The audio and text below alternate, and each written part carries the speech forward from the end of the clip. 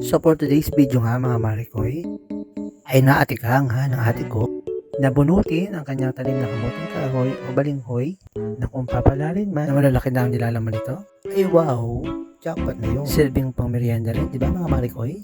Sino pa bang ayaw kapag ang kamuting kahoy o balinghoy ay niluto mo sa gata ng diyo? Ang sarap naman eh. Tanda ko noon kapag nagluluto ang tatay namin, babalatan lang at pakukulo sa gata ng niyog. Ay hala Marikoy, kung hindi mo pa nasusubukan, ay subukan mo na.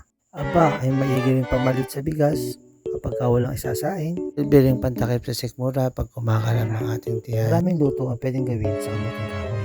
Pwedeng minune, pwede ring alpahor, pwede rin nilupak o minukmok.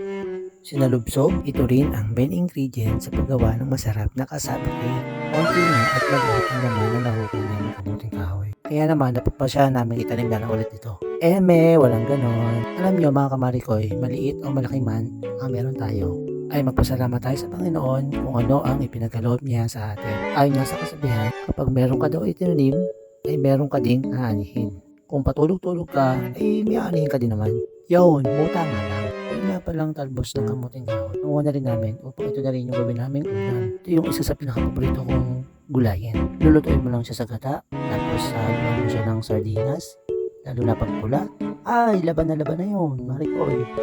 Siguro isang kalderong sinain, siguradong taob pag kami ang kumain. Akala niyo naman ako lang uubos. Ay, sorry, on diet ako. So paano mga Marikoy? Ganito muna yung video natin about sa pagluluto ng ulam. See you na lang in part 2 mga Marikoy para sa update ng ating ginataang puting kahoy na may sardinas.